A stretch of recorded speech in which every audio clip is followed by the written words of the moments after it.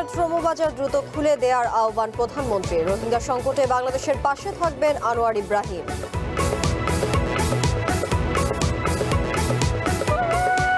প্রতিষ্ঠাবার্ষিকী ঘিরে নাশকতার প্রস্তুতি নিচ্ছে আওয়ামী লীগ, জানালেন স্বরাষ্ট্রমন্ত্রী। ঢাকা সহ 6 জেলায় নামছে সেনাবাহিনী। পাহাড়ি ঢলে সুনামগঞ্জের সীমান্ত এলাকা প্লাবিত, বিভিন্ন স্থানে সড়ক যোগাযোগ বিচ্ছিন্ন। সিরাজগঞ্জে যমুনার তীর রক্ষা বাঁধে ভাঙন।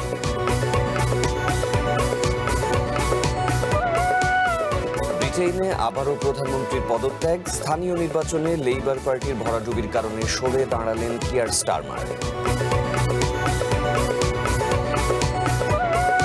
এবং বিশ্বকাপে নিজেদের দ্বিতীয় ম্যাচে রাতে মাঠে নামছে আর্জেন্টিনা। চ্যালেঞ্জ জানাতে প্রস্তুত প্রতিপক্ষ Austria.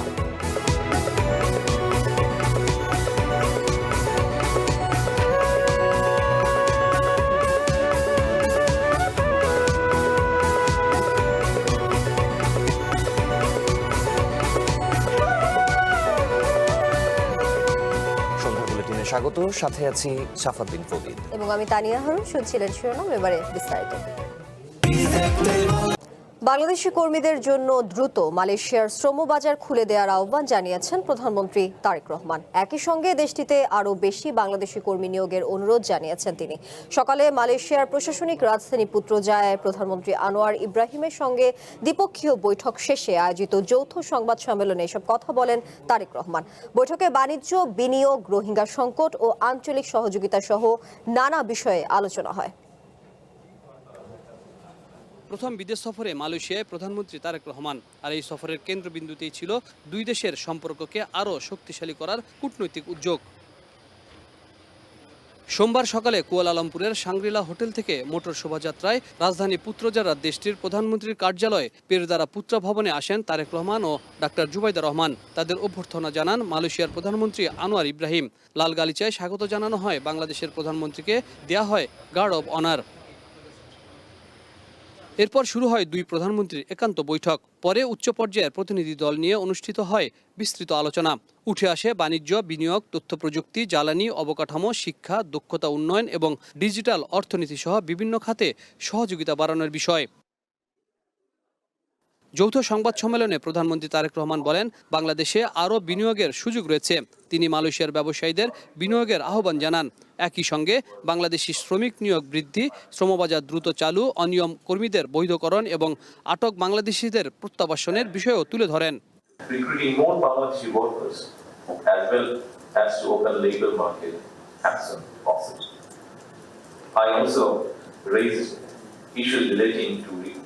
Regularization of illegal workers and repatriation of the detained Bangladeshi, if possible. দুই নেতা মধ্যপ্রাচ্যের পরিস্থিতি সহ বিভিন্ন বৈশ্বিক ইস্যুতেও মতবিনিময় করেন এবং জাতিসংঘ সহ আন্তর্জাতিক ফোরামে একসঙ্গে কাজ করার অঙ্গীকার পুনর্ব্যক্ত করেন।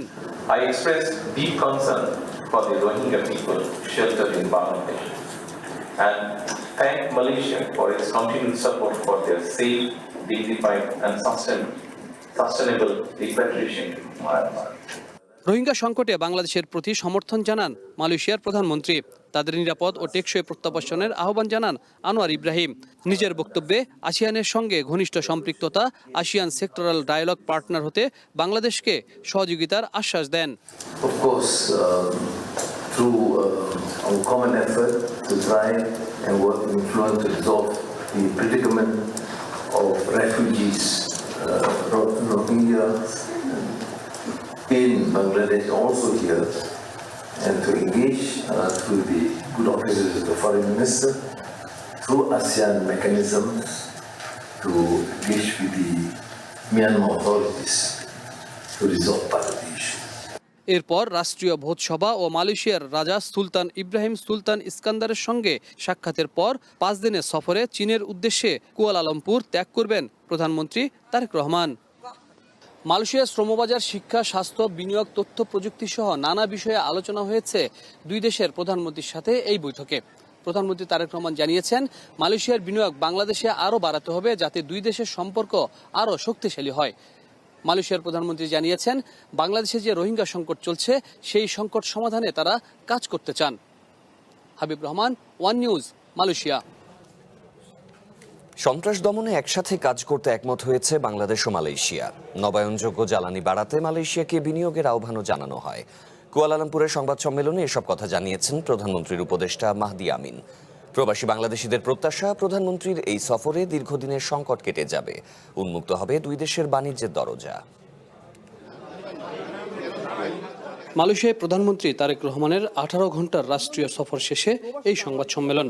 কুয়ালালামপুরের সাংগ্রিলা হোটেলে সংবাদ সম্মেলনে প্রধানমন্ত্রীর কার্যালয়ের মুখপাত্র মাহদি আমিন বলেন, মালয়েশিয়া সফরটি সফল হয়েছে। দ্রুত শ্রমবাজারের সংকট সমাধানের অনুরোধ জানানো হয়েছে মালয়েশিয়ার প্রধানমন্ত্রীকে। তিনি বলেন, দুই দেশের সন্ত্রাসবাদ মোকাবেলায় একসাথে কাজ করার কথাও বলেছেন দুই দেশের প্রধান। জ্বালানি খাতে সহযোগিতা ও বিনিয়োগ বৃদ্ধিতে বাংলাদেশ ও মালয়েশিয়া একমত হয়েছে। বিশেষ করে এলএনজি, তেল গ্যাস অনুসন্ধান ও নবায়নযোগ্য জ্বালানি খাতে মালয়েশিয়ার বিনিয়োগের বিষয়ে ইতিবাচক আলোচনা হয়েছে। বিনিয়োগ বৃদ্ধি ও সন্ত্রাস দমনে দুইটি এক্সচেঞ্জ অব নোটস বিনিময় করা হয়েছে। প্রধানমন্ত্রীর এই সফর নিয়ে মালয়েশিয়ায় বসবাসরত বাংলাদেশিরা বলছেন, প্রধানমন্ত্রীর সফর রাজনৈতিক দিক থেকেও গুরুত্ব বহন করবে। তারা বলছেন, দেশের অর্থনীতিতে মালয়েশিয়ার শ্রমবাজার অনেকটাই গুরুত্বপূর্ণ, কিন্তু শ্রমিক আসা বন্ধ থাকায় রেমিটেন্সের উপর চাপ পড়েছে। প্রধানমন্ত্রীর অনুরোধে শ্রমবাজার উন্মুক্ত হবে বলেও আশা তাদের। আমরা অচিরেই আশা করি মালয়েশিয়া ওপেন টু অল সবার জন্য উন্মুক্ত হবে। সিরিজ মিটিং হলো আজকে 4টা। এই সিরিজ মিটিং এর বিনিময়ে আমরা অনেক কিছু দেখতে পাবো সামনে। তবে সফরে যে কয়টা সমঝোতা হয়েছে তাতে বাণিজ্য বিনিয়োগের দ্বার আরও প্রসারিত হবে বলছেন প্রবাসী বাংলাদেশিরা। আলাপ আলোচনার মাধ্যমে আমাদের এই ফ্রি ট্রেড এগ্রিমেন্টটা যেন যত দ্রুত সম্পন্ন হয় সেটা নিয়ে আলাপ আলোচনা হয়েছে। আমরা আশাবাদী যে আমরা বাংলাদেশে অনেক উপকৃত হব। মালয়েশিয়ার প্রধানমন্ত্রীর সাথে বৈঠক শেষে চায়নার উদ্দেশ্যে রওনা দেন প্রধানমন্ত্রী তারেক রহমান। 18 ঘন্টার মধ্য দিয়ে প্রধানমন্ত্রী তারেক রহমানের মালয়েশিয়া সফর শেষ হয়েছে। 5টি সমঝোতা চুক্তি হয়েছে। এছাড়া মালয়েশিয়ার বড় বড় শিল্প প্রতিষ্ঠানের সাথে বৈঠক করেছেন প্রধানমন্ত্রী তারেক রহমান। মালয়েশিয়ায় বসবাসরত বাংলাদেশিরা বলছেন, এই সফরের মধ্য দিয়ে বাংলাদেশের সাথে মালয়েশিয়ার বাণিজ্য চুক্তি আরও বাড়বে, এমনকি শ্রমবাজার যে সংকট রয়েছে তাও দূর হবে। Habib Rahman, One News, Malaysia. প্রতিষ্ঠাবার্ষিকী সামনে রেখে কার্যক্রম নিষিদ্ধ আওয়ামী লীগের কর্মসূচি ঠেকাতে রাজধানী সহ 6 জেলায় সেনাবাহিনী মোতায়েনের সিদ্ধান্ত নিয়েছে সরকার। দুপুরে সচিবালয়ে সাংবাদিকদের একথা জানিয়েছেন স্বরাষ্ট্রমন্ত্রী সালাউদ্দিন আহমদ। তিনি বলেন, কয়েকটি জেলায় কার্যক্রম নিষিদ্ধ আওয়ামী লীগ অপতৎপরতা চালাতে পারে। গোয়েন্দা বাহিনীর এমন তথ্যের ভিত্তিতে সেনা মোতায়েনের সিদ্ধান্ত হয়েছে। তবে এর সঙ্গে অন্তর্বর্তী সরকারের সময়ে সেনা মোতায়েন বা তুলে নেয়ার কোনো সম্পর্ক নেই বলেও উল্লেখ করেন স্বরাষ্ট্রমন্ত্রী। 23 জুন আওয়ামী লীগের প্রতিষ্ঠা বার্ষিকী সামনে রেখে দেশের বিভিন্ন স্থানে ঝটিকা মিছিল করছেন কার্যক্রম নিষিদ্ধ আওয়ামী লীগের নেতাকর্মীরা। এই অবস্থায় নাশকতা এড়াতে ঢাকা, গাজীপুর, নারায়ণগঞ্জ, চট্টগ্রাম মহানগর, ফরিদপুর ও গোপালগঞ্জ জেলায় সেনা মোতায়েন করেছে সরকার। 30 জুন পর্যন্ত তারা মাঠে থাকবে। কার্যক্রম নিষিদ্ধ ওই যে মাফিয়া বাহিনী আওয়ামী লীগের কিছু অপতৎপরতা লক্ষ্য করা যাচ্ছে। বিভিন্ন ডিস্ট্রিক্টে আমরা দেখেছি তারা মিছিল মিটিং করার মতো কিছু কার্যক্রম হাতে নিয়েছে, 2-1টা দেখা গিয়েছে। তাতে করে আমাদের মনে হয়েছে তারা হয়তো একটা অস্থিরতা সৃষ্টির পায়তারা করলেও করতে পারে। কোন কোন জায়গায় তাদের অপতৎপরতা বৃদ্ধি পেয়েছে আমাদের ইন্টেলিজেন্স রিপোর্টের ভিত্তিতে আমরা সেটা করছি। অভ্যুত্থানে আওয়ামী লীগের পতনের পর অন্তর্বর্তী সরকারের 1.5 বছর সেনাবাহিনী মাঠে থাকার পর চলতি মাসেই তাদের তুলে নেয়ার প্রক্রিয়া শুরু হয়। যদিও এরই মধ্যে আওয়ামী লীগের কর্মসূচি সামনে রেখে গুরুত্বপূর্ণ 6টি জেলায় আবারও সেনা মোতায়েনের এই সিদ্ধান্ত এলো।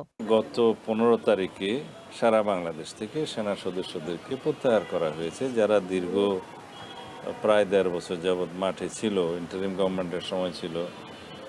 কিন্তু আমরা নির্বাচিত সরকার আসার পরে আমরা যত শীঘ্র সম্ভব তাদেরকে মাঠ থেকে প্রত্যাহার করেছি, প্রত্যাহার করা হয়েছে।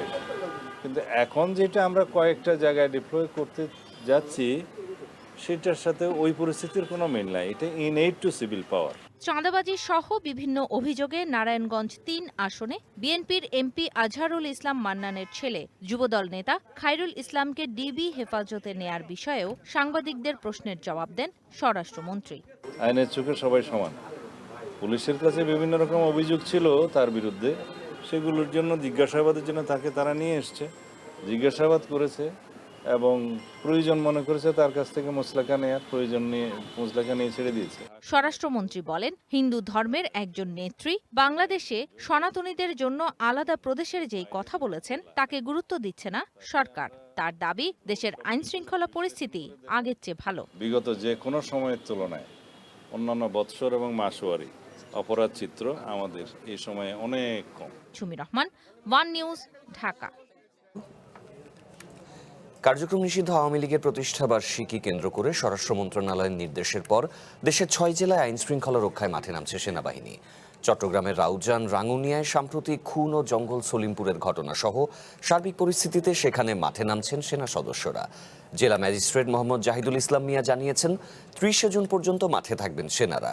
গাজীপুরেও শান্তি শৃঙ্খলা রক্ষা, জননিরাপত্তা নিশ্চিত করা এবং জনগণের জানমালের সুরক্ষার লক্ষ্যে সেনা মোতায়েন করা হয়েছে। এদিকে নারায়ণগঞ্জে আজ রাত থেকেই গুরুত্বপূর্ণ স্থাপনা সহ ঢাকা চট্টগ্রাম মহাসড়কে টহল দেবে সেনাবাহিনী। এছাড়া ঢাকা, গোপালগঞ্জ ও ফরিদপুরকেও নিরাপত্তার চাদরে ঢেকে ফেলার পরিকল্পনা নেওয়া হয়েছে। আগামী 30 তারিখ পর্যন্ত পুরো চট্টগ্রাম জেলায় বাংলাদেশ সেনাবাহিনী টিম তাদের কার্যক্রম তারা মাঠে থাকবে এবং নিরাপত্তা নিশ্চিত করবে। বিভিন্ন জেলায় এইড টু সিভিল অ্যাডমিনিস্ট্রেশন এর আওতায় সেনাবাহিনী মোতায়েন করা হয়েছে। বাংলাদেশ সেনাবাহিনীর সদস্যরা ইতিমধ্যে আমাদের কাছে রিপোর্ট করেছেন, তারা এখানে থাকবেন এবং আইন শৃঙ্খলা পরিস্থিতির উন্নয়নের জন্য এবং আইন শৃঙ্খলা পরিস্থিতিকে যাতে বিঘ্ন না ঘটায় সেজন্য ওনারা কাজ করবেন। গুম, খুন ও গণহত্যার বিচার দাবিতে আগামীকাল রাজধানীর বিজয়নগরে সমাবেশ করবে 11 দলীয় ঐক্য। জামায়াতের সহকারী সেক্রেটারি জেনারেল হামিদুর রহমান আজাদ একথা জানিয়েছেন। রাজধানীর মগবাজারে 11 দলীয় ঐক্যের সংবাদ সম্মেলনে তিনি বলেন, দেশে ফ্যাসিবাদী শক্তির পুনরুত্থান ঠেকাতে সরকার ব্যর্থ হলে জনগণ চুল পরিমাণও ছাড় দেবে না। সংবাদ সম্মেলনে জানানো হয়, জুলাই অভ্যুত্থানের স্মরণে আগামী 1 জুলাই থেকে 5 আগস্ট পর্যন্ত টানা 36 দিনের কর্মসূচি নেওয়া হয়েছে। 4 জুলাই সারা দেশে বিক্ষোভ সমাবেশ করবে 11 দল। হামিদুর রহমান আজাদ অভিযোগ করেন, পররাষ্ট্রনীতিতে সরকার ব্যর্থতার পরিচয় দিয়েছে, ফ্যাসিবাদী শক্তিকে পুনর্বাসনের অপচেষ্টা চলছে।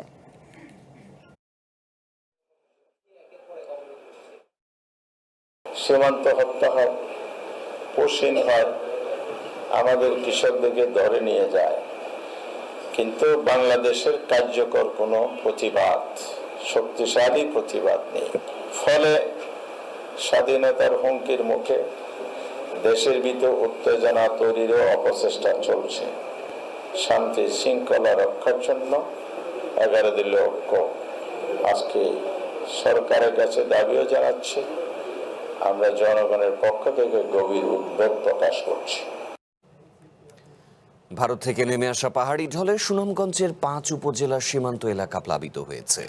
বিভিন্ন স্থানে বিচ্ছিন্ন সড়ক যোগাযোগ। জাদুকাটা, মহারাম, রক্তি ও পাটলাই নদীর পানি বিপদসীমা অতিক্রম করেছে।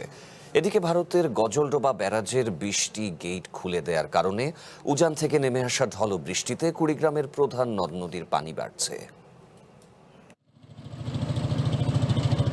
ভারতের গজলডোবা ব্যারেজের 20টি গেট খুলে দেওয়ার পর কুড়িগ্রামের প্রধান নদ নদীগুলোর পানি বাড়তে শুরু করেছে। জেলার বিভিন্ন চরাঞ্চল ও নিম্নাঞ্চলে পানি ঢুকতে শুরু করেছে। এতে নতুন এলাকা প্লাবিত হচ্ছে। নদীর পানি বাড়ার কারণে চরাঞ্চলের নিচু জমিগুলো দ্রুত তলিয়ে যাচ্ছে। আমন মৌসুমের আগের সময়ে আবাদ করা পাট, ভুট্টা, চীনাবাদাম ও মরিচ ক্ষেত ব্যাপক ক্ষতির মুখে পড়েছে। অনেক এলাকায় ঘরবাড়িতেও পানি ঢুকতে শুরু করেছে। পানি উন্নয়ন বোর্ড বলছে, জেলার অধিকাংশ নদ নদীর পানি বাড়লেও এখনও কোনো পয়েন্টে বিপদসীমা অতিক্রম করেনি। তবে উজানের ঢল অব্যাহত থাকলে আগামী কয়েকদিন পানি আরও বাড়তে পারে এবং স্বল্পমেয়াদী বন্যা পরিস্থিতির আশঙ্কা রয়েছে। পাহাড়ি ঢলে সুনামগঞ্জের তাহিরপুর, বিশ্বম্ভরপুর, সুনামগঞ্জ সদর ও ছাতকের সীমান্ত এলাকা দিয়ে ঢলের পানি নেমেছে। এসব এলাকার ঘরবাড়ি, ফসলি জমি ও দোকানপাট প্লাবিত হয়েছে। তাহিরপুর সীমান্তে লাউরের গড় থেকে বাগলিছড়া পর্যন্ত পাহাড়ি ঢল নামছে। এই সীমান্তের চারাগাঁও ছড়া ভরাট হওয়ায় পানি সীমান্তের বাঁশতলা, চারাগাঁও, মাঝহাটি, জঙ্গলবাড়ি, সংসারপাড়, কলাগাঁও, বাজারহাটি, লালঘাট গ্রামে নেমেছে। তাহিরপুর সুনামগঞ্জ সড়কের ডুবন্ত সড়ক 2 ফুট পানির নিচে রয়েছে। এছাড়াও বিভিন্ন স্থানে ভাঙনে সড়ক যোগাযোগ বিচ্ছিন্ন হয়ে পড়েছে। জাদুকাটা, মহারাম, রক্তি, পাটলাই নদী দিয়ে বিপদসীমা অতিক্রম করে ঢলের পানি নামছে। রাস্তা আমাদের বুড়ো নৌকা দিয়ে আইসি, রাস্তা বাড়ি ঘরে পানি গোরদার নষ্ট হয়ে গেছে। আর ও আমরা রাস্তাঘাট বুড়ো হইলে কি বাচ্চা কাচ্চা স্কুলও যাইতে পারে না, পড়তে পারে না। রাস্তায় মারা ধরে লিছে, মারছে কোনো মারিছে, আডুমা নিয়ে গেছে রাস্তা। ভারী বৃষ্টি এবং উজান থেকে নেমে আসা পাহাড়ি ঢলে সাদা পাথর এলাকার পানির উচ্চতা বেড়েছে। এতে পর্যটন স্পটটির বিভিন্ন অংশ পানিতে ডুবে গেছে। প্রিয়া কুন্ডু, ওয়ান ন্যাশনাল ডেস্ক। ভারী বর্ষণ ও উজান থেকে নেমে আসা পাহাড়ি ঢলে সিরাজগঞ্জের সব পয়েন্টে যমুনা নদীর পানি বাড়ছে। পানি বাড়ার সাথে সিরাজগঞ্জ সদর ও চৌহালি উপজেলার বিস্তীর্ণ চরাঞ্চলে তীব্র নদী ভাঙন দেখা দিয়েছে। রবিবার বিকালে সদরের বাহুকা এলাকায় হঠাৎ যমুনা নদীর তীর রক্ষা বাঁধের 30 মিটার নদী গর্ভে বিলীন হয়ে গেছে। ভরা বর্ষার আগেই ভয়াল রূপ ধারণ করেছে যমুনা। উজান থেকে নেমে আসা পাহাড়ি ঢল আর টানা ভারী বর্ষণে গত 1 সপ্তাহ ধরে বাড়ছে সিরাজগঞ্জে যমুনা নদীর পানি। আর পানি বৃদ্ধির ফলে নদীর প্রবল স্রোতে চর অঞ্চল সহ বিভিন্ন পয়েন্টে তীব্র ভাঙন দেখা দিয়েছে। এর মধ্যে ভাঙনের তীব্রতা সবচেয়ে বেশি সিরাজগঞ্জ সদর, চৌহালি উপজেলার চর অঞ্চল ও অরক্ষিত এলাকাগুলো। রবিবার বিকেলে সদর উপজেলার বহুকা এলাকায় হঠাৎই ভাঙন দেখা যায় তীর রক্ষা বাঁধে। এ সময় নদীর তীর রক্ষা বাঁধের প্রায় 30 মিটার এলাকা মুহূর্তেই বিলীন হয়ে যায় নদী গর্ভে।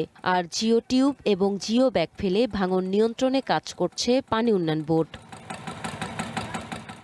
স্থানীয়রা বলছেন, ভাঙনের ফলে হুমকির মধ্যে রয়েছে বাহুকা, ইটালি, গাজারিয়া, ভেওয়ামারা সহ আশপাশের বেশ কয়েকটি গ্রামের ফসলি জমি সহ বিভিন্ন স্থাপনা। নদীগর্ভে ফসলি জমি ও বাড়িঘর বিলীন হওয়ায় চরম আতঙ্ক বিরাজ করছে নদী পাড়ের মানুষের। একবার তো ভেঙে গেছে, এটা তো আছে, যা আছে এও তো আবার থাকতেছে না। বাড়ি ঘর অনেকে আসছিল, ভেঙে চুরে গেছে। আমরা ভয় ভাই, এটা ভাঙলে আমরা থাকবো মনে ডামারা, গজারা, টেবুল বেড়া, সরা দোল, বাঘ বাড়ি এগুলা ভেঙে যাবো। ঘুম নেই তো, তুই কখন মানে ভেঙে যাইতে যাইতে কাম ভেঙে গেলে আমরা থাকবো কোথায়? আমাদের তো থাকার কোনো জায়গা নেই। কাজে সরকারের কাছে আবেদন যাতে আমি দ্রুতভাবে নদীর কাজটা পুরোদমে করে। ভাঙন দেখা দিলে দ্রুত পানি উন্নয়ন বোর্ডকে বিষয়টি অবগত করা হয়েছে জানিয়ে স্থানীয় ইউপি প্রশাসনিক কর্মকর্তা বলেন, ভাঙন পরিস্থিতির খোঁজখবর নেওয়া হচ্ছে। হঠাৎ করে ভাঙন শুরু হয়েছে এবং দ্রুত পানি উন্নয়ন বোর্ডের মাধ্যমে দ্রুত কার্যক্রম শুরু হচ্ছে। তো যেভাবে ওনারা কাজ করতেছে তাতে বোঝা যাচ্ছে যে ইনশাল্লাহ এটা সমস্যার সমাধান হয়ে যাবে। ভাঙন ঠেকাতে পানি উন্নয়ন বোর্ড সবসময় তৎপর রয়েছে জানিয়ে নির্বাহী প্রকৌশলী বলছেন, জরুরি পরিস্থিতি মোকাবেলায় সব ধরনের পূর্ব প্রস্তুতি গ্রহণ করা হয়েছে। পাশাপাশি ভাঙন নিয়ন্ত্রণে আনা হয়েছে, ফলে আতঙ্কিত হওয়ার কিছু নেই।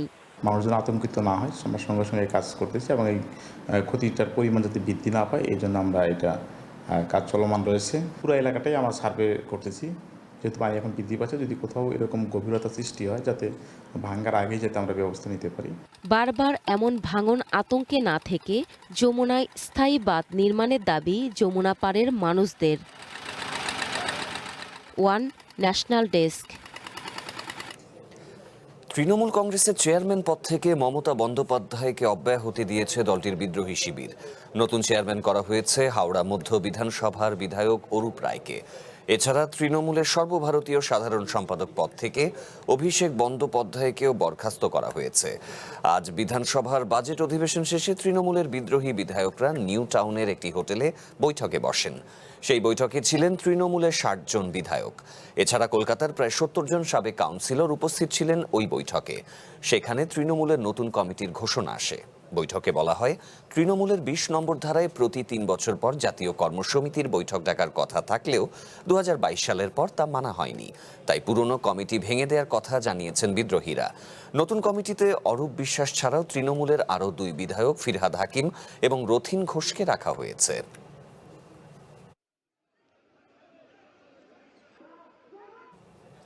ব্রিটেনে আবারও প্রধানমন্ত্রীর পদত্যাগ। নিজের দলের এমপিদের চাপের মুখে অবশেষে নতি স্বীকার করলেন কিয়ার স্টারমার। স্থানীয় নির্বাচনে লেবার পার্টির ভরাডুবি এবং একের পর এক ভুল সিদ্ধান্তের কারণে রাজনৈতিক চাপের মুখে পদত্যাগের সিদ্ধান্ত নিতে বাধ্য হলেন ব্রিটিশ প্রধানমন্ত্রী। তার এই পদত্যাগের মধ্য দিয়ে গত এক দশকের মধ্যে সপ্তম প্রধানমন্ত্রী পেতে যাচ্ছে ব্রিটেন। এদিকে স্টারমারের পদত্যাগের পর ব্রিটেনের প্রধানমন্ত্রী পদে প্রতিদ্বন্দ্বিতায় ঘোষণা দিয়েছেন লেবার পার্টির প্রভাবশালী নেতা অ্যান্ডি বার্নহ্যাম। 2024 সালের জুলাইয়ে ব্রিটেনের নির্বাচনে ঐতিহাসিক জয়ের মধ্য দিয়ে ক্ষমতায় আসেন কিয়ার স্টারমার, কিন্তু প্রধানমন্ত্রীত্বের 2 বছরের কম সময়ের মধ্যে রাজনৈতিক চাপের মুখে বিদায়ের সিদ্ধান্ত নিতে বাধ্য হলেন তিনি। সোমবার 10 ডাউনিং স্ট্রিটের সামনে দেয়া এক ভাষণে প্রধানমন্ত্রী ও দলীয় নেতৃত্ব থেকে পদত্যাগের ঘোষণা দেন 63 বছর বয়সী স্টারমার। দলের নতুন নেতা ও প্রধানমন্ত্রী নির্বাচিত না হওয়া পর্যন্ত অন্তর্বর্তীকালীনভাবে দায়িত্বে বহাল থাকার কথা জানান তিনি। সেই সাথে নিজের উত্তরসূরিকে পূর্ণ সমর্থন ও ক্ষমতার সুশৃঙ্খল হস্তান্তরের প্রতিশ্রুতিও ব্যক্ত করেন ব্রিটেনের বিদায়ী প্রধানমন্ত্রী। I have heard the answer of my parliamentary party to that question. আমার দল এখন যে প্রশ্নটি তুলছে তা হলো আগামী সাধারণ নির্বাচনে লেবার পার্টিকে নেতৃত্ব দেওয়ার জন্য আমি উপযুক্ত কিনা। আমি পার্লামেন্টারি দলের সেই জবাব শুনেছি এবং তা মেনে নিচ্ছি। দেশকে সবার উপরে রাখার জন্যই আমি প্রতিটি সিদ্ধান্ত নেই, আর সে কারণেই আমি লেবার পার্টির নেতার পদ থেকে পদত্যাগ করছি। This morning to inform him of my decision. Starmer জানান, সোমবার সকালেই তিনি রাজা চার্লসের সাথে কথা বলে তার এই সিদ্ধান্তের কথা আনুষ্ঠানিকভাবে জানিয়েছেন। সেপ্টেম্বরের সংসদ অধিবেশনের আগেই নতুন নেতৃত্ব নির্বাচনের জন্য লেবার পার্টির ন্যাশনাল এক্সিকিউটিভ কমিটিকে একটি সময়সূচি নির্ধারণের অনুরোধ জানিয়েছেন বিদায়ী এই প্রধানমন্ত্রী। কনজারভেটিভ পার্টির দীর্ঘ 14 বছরের শাসনামলে রাজনৈতিক বিশৃঙ্খলার পর স্থিতিশীলতা ফিরিয়ে আনার আশা জাগিয়ে ব্রিটেনের প্রধানমন্ত্রীর দায়িত্ব নিয়েছিলেন কিয়ার স্টারমার, কিন্তু ক্ষমতায় আসার পর প্রতিশ্রুত অর্থনৈতিক প্রবৃদ্ধি অর্জন, ভেঙে পড়া জনসেবা খাতের সংস্কার এবং জীবনযাত্রার ব্যয় কমাতে শুরু থেকেই হিমশিম খাচ্ছিলেন স্টারমার। তার উপর একের পর এক ভুল সিদ্ধান্ত তার নেতৃত্বকে আরও দুর্বল করে দেয়। বিশেষ করে সাজাপ্রাপ্ত যৌন অপরাধী জেফ্রি এপস্টিনের সাথে ঘনিষ্ঠ পিটার ম্যান্ডেলসনকে আমেরিকায় ব্রিটেনের রাষ্ট্রদূত হিসেবে নিয়োগ দেওয়ার সিদ্ধান্তটি তার জন্য সবচেয়ে বড় কেলেঙ্কারি হিসেবে উঠে আসে। সেই সাথে সাম্প্রতিক স্থানীয় নির্বাচনে লেবার পার্টির ভরাডুবির পর স্টারমারের বিরুদ্ধে দলের ভেতরে ক্ষোভ দানা বাঁধছিল। একদিকে লেবার পার্টি তাদের উদারপন্থী ভোটারদের গ্রিন পার্টির কাছে হারাচ্ছে, অন্যদিকে দেশজুড়ে জনমত জরিপে ক্রমেই জনপ্রিয়তা বাড়ছে ডানপন্থী নাইজেল ফারাজের অভিবাসন বিরোধী দল রিফর্ম ইউকের। ফলে গত কিছুদিন ধরেই বিদায়ের সুনির্দিষ্ট সময়সূচি ঘোষণার জন্য স্টারমারকে চাপ দিয়ে আসছিলেন লেবার পার্টির অধিকাংশ এমপি। স্টারমারের পদত্যাগের ঘোষণার মাত্র কয়েক ঘন্টার মাথায় ব্রিটিশ প্রধানমন্ত্রী পদে প্রতিদ্বন্দ্বিতার ঘোষণা দিলেন লেবার পার্টির প্রভাবশালী নেতা অ্যান্ডি বার্নহ্যাম। বর্তমানে গ্রেটার ম্যানচেস্টারের মেয়র হিসেবে দায়িত্ব পালন করছেন তিনি। বার্নহ্যামকে দীর্ঘদিন ধরেই লেবার পার্টির ভেতরে স্টারমারের সবচেয়ে বড় প্রতিদ্বন্দ্বী হিসেবে বিবেচনা করা হয়ে আসছে। স্টারমারের উত্তরসূরি হওয়ার দৌড়ে সবচেয়ে এগিয়ে আছেন বার্নহ্যামই। সামিয়া জান্নাহ, ওয়ান ইন্টারন্যাশনাল ডেস্ক। এবার জানাবো কনফিডেন্স সিমেন্টের সৌজন্যে বিশ্বকাপ ফুটবলের খবর।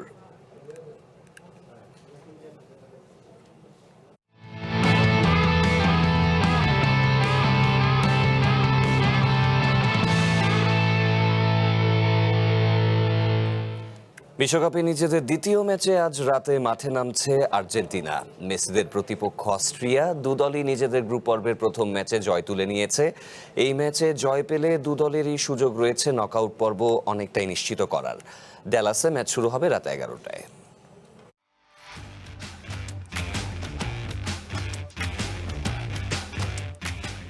বিশ্বকাপের গ্রুপ পর্বের দ্বিতীয় ম্যাচে মাঠে নামছে আর্জেন্টিনা। তাদের প্রতিপক্ষ অস্ট্রিয়া।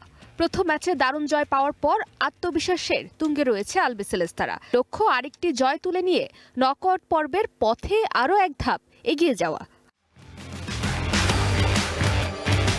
এদিকে অস্ট্রিয়াও সহজ প্রতিপক্ষ নয়। গ্রুপ পর্বে নিজেদের প্রথম ম্যাচে জর্ডানের বিপক্ষে জয় তুলে নিয়েছে ওরা। সংগঠিত ফুটবল, দ্রুত কাউন্টার অ্যাটাক এবং মাঝ মাঠে লড়াইয়ে শক্ত অবস্থান নিয়ে তারা আর্জেন্টিনাকে কঠিন চ্যালেঞ্জ জানাতে প্রস্তুত। আর্জেন্টিনার আক্রমণ ভাগের দিকে থাকবে তাদের সবচেয়ে বড় অস্ত্র। তবে অস্ট্রিয়ার রক্ষণ ভাগ ভাঙতে হলে নিজেদের সেরাটাই দিতে হবে 3 বারের বিশ্ব চ্যাম্পিয়নদের।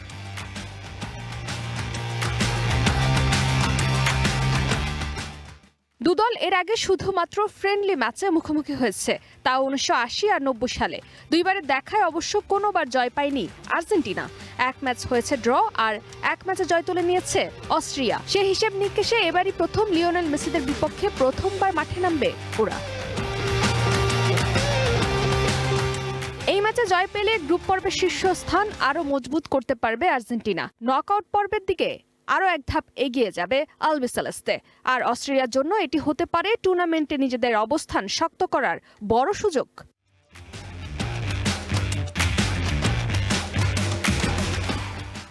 ফারজানা জাহান প্রিয়া, ওয়ান স্পোর্টস ডেস্ক। সন্ধ্যার বুলেটিনে বিরতি নিচ্ছি, ফিরে এসে আরো যা থাকছে।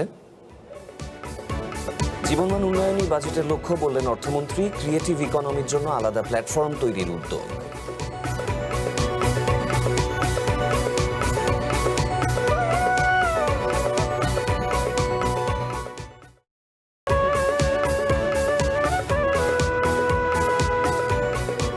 আবারও স্বাগত সন্ধ্যার বুলেটিনে। যাচ্ছি পরবর্তী প্রসঙ্গে। সংসদের চেয়ারের ওজন বা আকার না মেপে এগুলো জমজমের পানি দিয়ে পরিষ্কার করতে বললেন মুন্সিগঞ্জ 3 আসনে বিএনপি সংসদ সদস্য মোহাম্মদ কামরুজ্জামান। বিকালে জাতীয় সংসদের বৈঠকে তিনি বলেন, বিগত 16 বছরে সংসদের চেয়ার অপবিত্র করা হয়েছে। সাবেক সেনা কর্মকর্তা জিয়াউল আহসান, সাবেক আইজিপি বেনজির আহমেদ এবং ডিবি প্রধান হারুনকে কুলাঙ্গার বলেও অভিহিত করেন তিনি। গুম খুনের মতো অপরাধে জড়িত থাকায় বিগত আওয়ামী লীগ সরকারের এসব প্রভাবশালী ব্যক্তির বিচার দাবি করেন কামরুজ্জামান।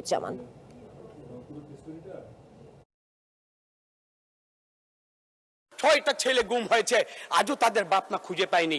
আমি মনে করি মাননীয় স্বরাষ্ট্রমন্ত্রী, আপনি সবগুলোকে বিচারের আওতায় এনে আপনি ইনশাআল্লাহ বাংলাদেশে আপনি একটা দৃষ্টান্ত স্থাপন করবেন। জয়নাল আবদিন ফারুক, উনি সাইজ দেখলেন, এটার ওজন দেখলেন, কিন্তু বিগত 16টা বছর যারা এইখানে বৈশা অপবিত্র করছে এই চেয়ারগুলারে, এগুলারে একটু জমজমের পানি দিয়া আতর গোলাপ দিয়া যদি ধুইতো তাইলে এটা তো আরো ভালো হইতো।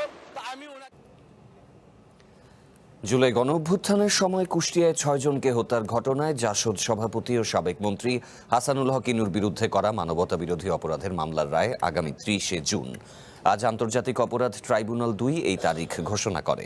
এর আগে গত 14 মে উভয় পক্ষের শুনানি শেষে রায় ঘোষণার জন্য অপেক্ষমান রাখা হয়। মামলায় ইনু একমাত্র আসামি।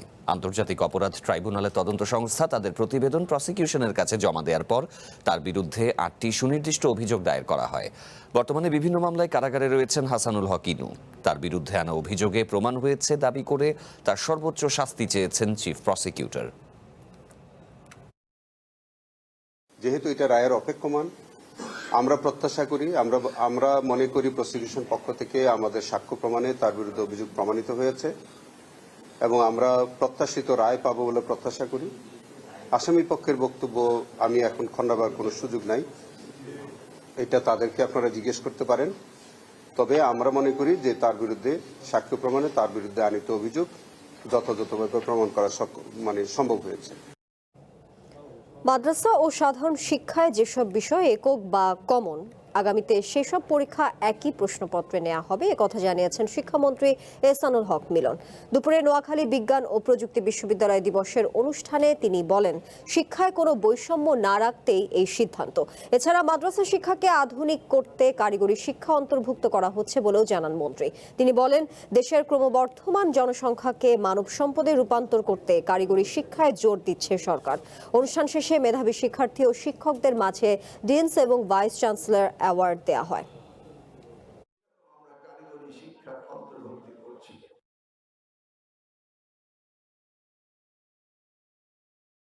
আগামী দিনে মাদ্রাসার এবং সাধারণ শিক্ষা যে সাবজেক্টগুলো কমন, সেই কমন সাবজেক্টগুলো কমন প্রশ্ন করা হবে।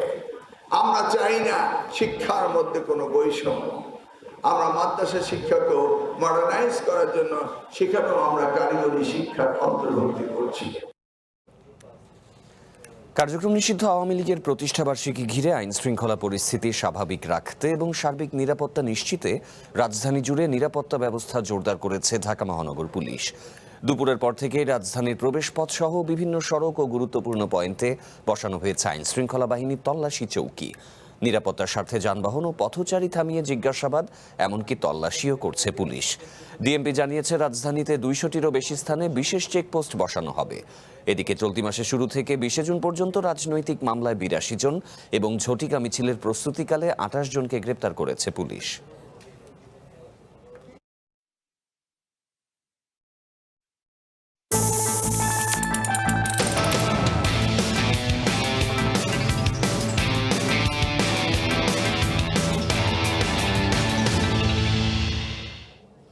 অর্থনীতি স্থিতিশীল রাখার পাশাপাশি সাধারণ মানুষের জীবন মান উন্নয়নের লক্ষ্যে এবারের বাজেট, এমন দাবি করেছেন অর্থমন্ত্রী আমির খসরু মাহমুদ চৌধুরী। তিনি বলেন, অর্থনীতির সুফল সাধারণ মানুষের কাছে না পৌঁছালে প্রবৃদ্ধি বা উন্নয়নের প্রকৃত অর্থ থাকে না।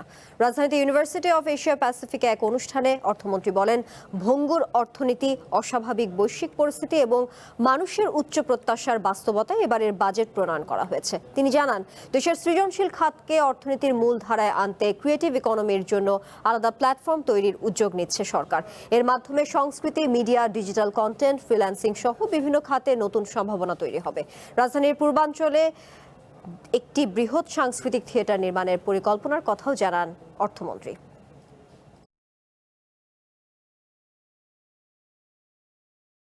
যেখানে অর্থনীতি ভঙ্গুর, যেখানে বিশ্ব পরিস্থিতি, যুদ্ধ বিগ্রহ চলছে, এর মধ্যে বাজেট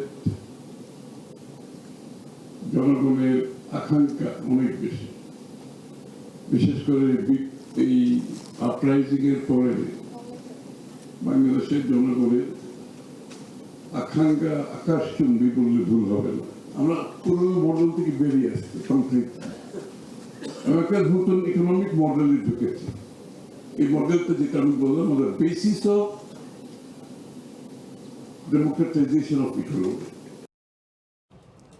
গাজীপুরের শ্রীপুরে পাথার ইন্দ্রাপুর সড়ক সংস্কার প্রকল্প ঘিরে ব্যাপক অনিয়ম ও দুর্নীতির অভিযোগ উঠেছে। পরিকল্পনায় ছিল ভারী যানবাহন চলাচলের উপযোগী করে নির্মাণ হবে সড়কটি, তবে বাস্তবে দেখা যাচ্ছে সম্পূর্ণ বিপরীত চিত্র। 2.25 কিলোমিটার দীর্ঘ এই সড়কের স্থায়িত্ব কতদিন হবে তা নিয়ে শঙ্কায় রয়েছেন স্থানীয়রা। গাজীপুরের শ্রীপুর উপজেলার পাথার ইন্দ্রাপুর সড়কে চলছে রক্ষণাবেক্ষণ ও সংস্কারের কাজ। আর 1,35 লাখ টাকা ব্যয়ের এই প্রকল্প বাস্তবায়ন করছে স্থানীয় সরকার প্রকৌশল অধিদপ্তর এলজিইডি। তবে কাজের শুরু থেকেই ব্যবহৃত নির্মাণ সামগ্রীর মান নিয়ে প্রশ্ন তুলেছেন এলাকাবাসী। এলাকাবাসীর অভিযোগ, সড়কে ব্যবহৃত সামগ্রী নিম্নমানের। শুধু তাই নয়, দুই পাশ রক্ষায় অতি নিম্নমানের ইট ব্যবহার করা হচ্ছে। এতে খুব অল্প সময়ে ইট সরে সড়ক ভেঙে যাওয়ার আশঙ্কা স্থানীয়দের। এই সমস্ত রাস্তা বেশি দিন টিকবে না, অল্প কয়েকদিনে রাস্তা বাদ হয়ে যাবে। রাস্তা কিছুদিন নষ্ট জায়গা, আবার কষ্ট করে এই রাস্তাগুলো রাস্তা টিকবো না, এগুলো তো 6 মাসও টিকবে না। প্রশাসন ভালো একটা ব্যবস্থা নেওয়া দরকার। লাস্টিং হয় এইভাবে কাজটা যেন করে সবাই। নিম্নমানের নির্মাণ সামগ্রী ব্যবহার করা হলে উন্নয়নের সুফল পাওয়ার আগেই আবারও প্রয়োজন হবে সড়ক সংস্কারের। তবে প্রকল্প বাস্তবায়নের কঠোর তদারকি নিশ্চিত করে নির্মাণ সামগ্রীর মান যাচাই করে খতিয়ে দেখবে সংশ্লিষ্ট কর্তৃপক্ষ, এমনটাই দাবি এলাকাবাসীর। প্রতি বছর রাস্তা করা যাবে না, একবার যাতে করে অনেকদিন লাস্টিং করে। গাড়ি ঘোড়া যেমন চলে এরকম রাস্তা হচ্ছে না, রাস্তা আরো মজবুতের দরকার। এ বিষয়ে ক্যামেরার সামনে কথা বলতে রাজি নন গাজীপুর এলজিইডির নির্বাহী প্রকৌশলী। তবে স্থানীয়দের অভিযোগ খতিয়ে দেখে প্রয়োজনীয় ব্যবস্থা নেওয়ার আশ্বাস দেন তিনি।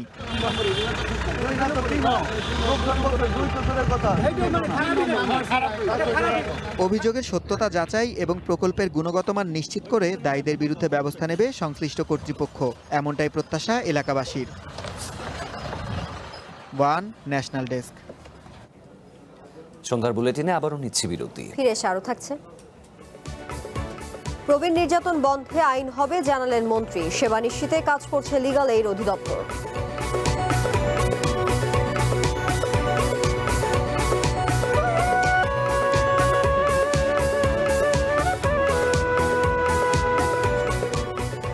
স্বাগত সন্ধ্যার বুলেটিনে। যাচ্ছি পরের খবরে। প্রবীণদের অগ্রাধিকার ভিত্তিতে সেবা ও আশ্রয় নিশ্চিত করতে আইন মন্ত্রণালয়ের অধীনে কাজ করছে লিগ্যাল এইড অধিদপ্তর। দুপুরে রাজধানীর মোহাম্মদপুরে আন্তর্জাতিক প্রবীণ নির্যাতন প্রতিরোধ সচেতনতা দিবস উপলক্ষে এক সভায় কথা জানিয়েছেন আইনমন্ত্রী মোহাম্মদ আসাদুজ্জামান। তিনি বলেন, প্রবীণদের কল্যাণে এবারের বাজেটে প্রথমবারের মতো রেলের ভাড়া মওকুফ ও মেট্রো রেলের ছাড় সহ বহুমুখী উদ্যোগ নেওয়া হয়েছে। গত কদিন আগে রাজধানীর মিরপুরে নিজ ঘরে মৃত অবস্থায় পাওয়া যায় এক বৃদ্ধা নারীকে, যার 3 সন্তান সরকারি চাকরিজীবী। এমন হৃদয় বিদারক ঘটনা নজর কাড়ে পুরো দেশের মানুষের।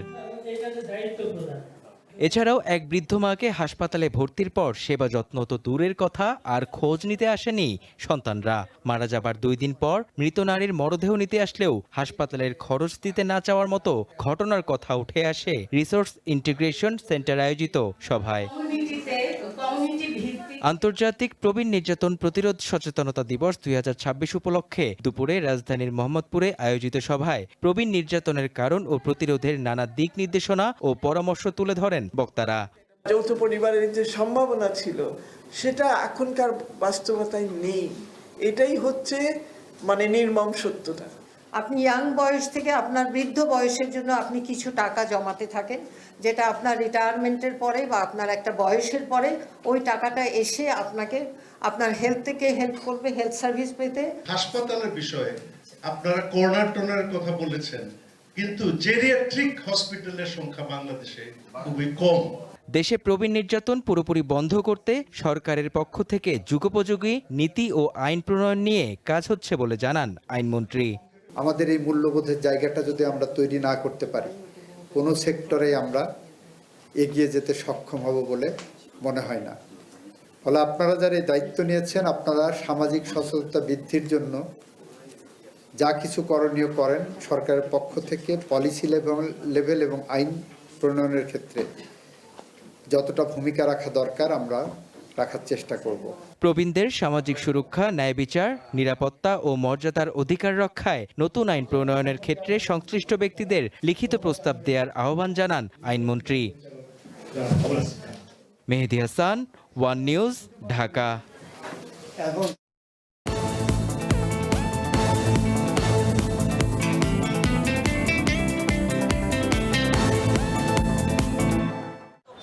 জুলাই আন্দোলনে রাজধানীর বংশালে মুখলেসিনকে হত্যাচেষ্টার মামলায় সাবেক এমপি হাসানুল হক ইনু ও রাশেদ খান মেননকে গ্রেপ্তার দেখানোর আদেশ দিয়েছে ঢাকার মেট্রোপলিটন ম্যাজিস্ট্রেট আদালত। শুনানিতে ইনু বলেন, কোন আদালত কি আদেশ দিয়েছেন এবং আইনজীবীরা কি বক্তব্য দিয়েছেন তার সবকিছু তিনি লিখে রাখছেন। তবে তার এই বক্তব্যকে আদালতের প্রতি হুমকি হিসেবে উল্লেখ করেছেন রাষ্ট্রপক্ষের আইনজীবী হারুনুর রশিদ। বর্তমানে প্রাথমিক বিদ্যালয়ের অর্ধেকের বেশি শিক্ষকের প্রশিক্ষণ নেই বলে জানিয়েছেন প্রাথমিক ও গণশিক্ষা প্রতিমন্ত্রী ববি হাজ্জাজ। তিনি জানান, 2028 সালের মধ্যে সকল বিদ্যালয়ে প্রশিক্ষিত শিক্ষক নিশ্চিত করা হবে। দুপুরে রাজধানীর বসুন্ধরায় আইইউবিতে আর্লি চাইল্ডহুড ডেভেলপমেন্ট নীতিমালা সংলাপ শেষে একথা জানান তিনি। প্রাথমিক পর্যায়ে শিক্ষাকে আনন্দময় করতে প্রধানমন্ত্রীর নির্দেশনা রয়েছে বলেও উল্লেখ করেন তিনি। বেসরকারি নন এমপিও শিক্ষা প্রতিষ্ঠানগুলো এমপিও ভুক্তির দাবিতে ভুকা মিছিল করেছেন শিক্ষকরা। সকালে রাজধানীতে এ কর্মসূচি পালিত হয়। সম্মিলিত নন এমপিও ঐক্য পরিষদের ব্যানারে ভুকা মিছিল করেন শিক্ষকরা। এ সময় শিক্ষকরা বলেন, দীর্ঘদিন ধরে দেশের স্বীকৃতিপ্রাপ্ত নন এমপিও শিক্ষা প্রতিষ্ঠানগুলো চরম বৈষম্যের শিকার হচ্ছে। দাবি আদায় না হলে পরবর্তীতে কঠোর আন্দোলনের হুঁশিয়ারি দেন শিক্ষকরা। হাসপাতাল কার্যক্রম চালু এবং একাডেমিক অব্যবস্থাপনা ও শিক্ষক সংকটের প্রতিবাদে শাটডাউন কর্মসূচি পালন করেছেন সুনামগঞ্জ মেডিকেল কলেজের শিক্ষার্থীরা। সকাল 10:30 থেকে দুপুর 12টা পর্যন্ত একাডেমিক ভবনের মূল ফটকে তালা দিয়ে বিক্ষোভ করেন তারা। রাজধানীর পূর্ব শেওড়াপাড়ায় ইটের আঘাতে মোটরসাইকেল থেকে পড়ে গুরুতর আহত সাজিদ চৌধুরী রাফি মারা গেছেন।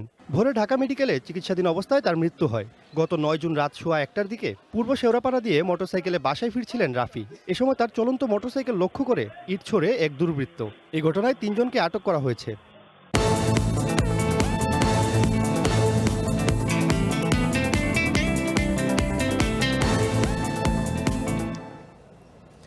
সন্ধ্যার বুলেটিনে আবারও বিরতি। ফিরে এসে আরও থাকছে। ভারতের লখনৌয়ে কোচিং সেন্টারে ভয়াবহ আগুন, অন্তত 15 জনের মৃত্যু, এখনো আটকা অনেকে, চলছে উদ্ধার কাজ।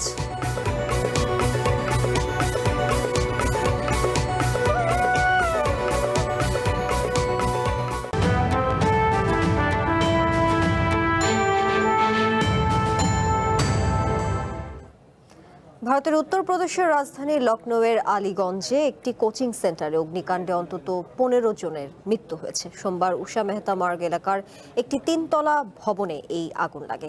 এতে আতঙ্কিত হয়ে বেশ কিছু শিক্ষার্থী ভবন থেকে লাফিয়ে পড়ে আহত হয়।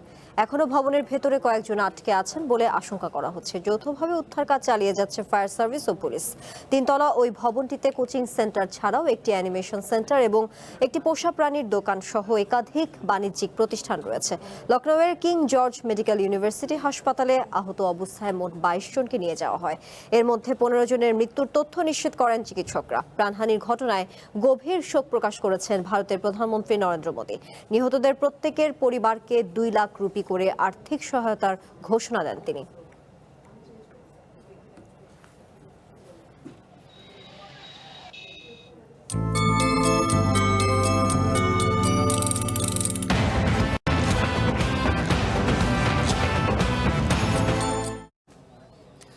বছরের দীর্ঘতম দিন আর রাতকে ঘিরে ইউরোপ জুড়ে চলছে নানা আয়োজন।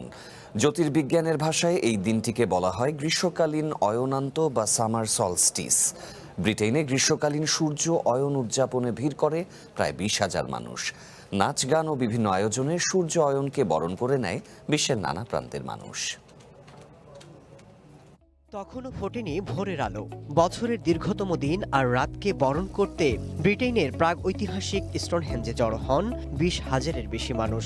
পাথরের গা ঘেঁষে ততক্ষণে উঁকি দিতে শুরু করেছে দিনের প্রথম সূর্য। সূর্যোদয়ের সময় আলো ছায়ার খেলা আর নানা রঙের আভায় চারিদিক রঙিন হয়ে ওঠে। সূর্যিমামা তখন হাতছানি দিয়ে নিজের সৌন্দর্যের প্রশংসা করাতে বেশি আনন্দ পায়। সূর্যের এমন রূপে মাতোয়ারা হতে বিশ্বের বিভিন্ন দেশ থেকে অনেক পর্যটক ছুটে যায় ব্রিটেনের এই স্থাপনায়। আজকের সূর্যোদয় চমৎকার ছিল, কারণ সূর্য উঠতে একটু বেশি সময় নিয়েছিল। সাথে উল্লাস আর ঢাকের শব্দ আমাদের মুগ্ধ করেছে। স্টোনহেঞ্জ এমনভাবে তৈরি করা হয়েছে যাতে এটি গ্রীষ্ম এবং শীত উভয় আয়ন্তকেই সূর্যের অবস্থানের সাথে সরাসরি সারিবদ্ধ থাকে, যে কারণে আয়ন্তের সময়টাতে এখানে ভিড় করেন বিশ্বের নানা প্রান্তের মানুষ। সারা বছর বন্ধ থাকলেও আয়ন্ত উপলক্ষে মূল পাথরের বৃত্তটি খুলে দেওয়া হয় সাধারণ মানুষের জন্য। এছাড়াও বেশ কয়েকটি সম্প্রদায়ের মানুষ দিনটিকে পবিত্র বলেও মনে করেন। চলে ঐতিহ্যবাহী পোশাক আর আচার অনুষ্ঠানের মাধ্যমে নানা উদযাপন। Masud Rana, one international desk. সন্ধ্যার বুলেটিন শেষ করব, তার আগে শিরোনামগুলো আরো একবার। মালয়েশিয়া শ্রমবাজার দ্রুত খুলে দেওয়ার আহ্বান প্রধানমন্ত্রীর। রোহিঙ্গা ইস্যুতে বাংলাদেশের পাশে থাকবেন আনোয়ার ইব্রাহিম।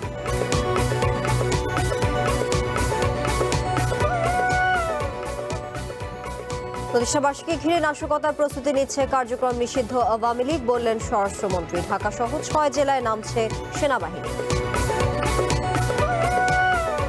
পাহাড়ি ঢলে সুনামগঞ্জের সীমান্ত এলাকা প্লাবিত, বিভিন্ন স্থানে বিচ্ছিন্ন সড়ক যোগাযোগ। সিরাজগঞ্জে যমুনা নদীর তীর রক্ষা বাঁধে ভাঙন। ব্রিটেনে আবারও প্রধানমন্ত্রীর পদত্যাগ। স্থানীয় নির্বাচনে লেবার পার্টির ভরাডুবির কারণে সরে দাঁড়ালেন স্টারমার।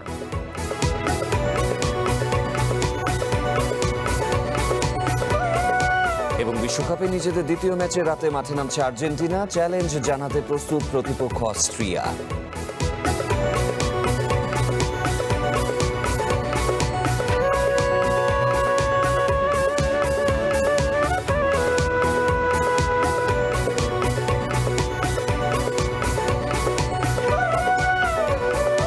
সন্ধ্যার বুলেটিন এখন এই পর্যন্ত। পরবর্তী আয়োজন খেলার বুলেটিন। চ্যানেল ওয়ানের সাথেই থাকুন, যুক্ত থাকুন আমাদের ফেসবুক পেজ এবং ইউটিউব চ্যানেলে।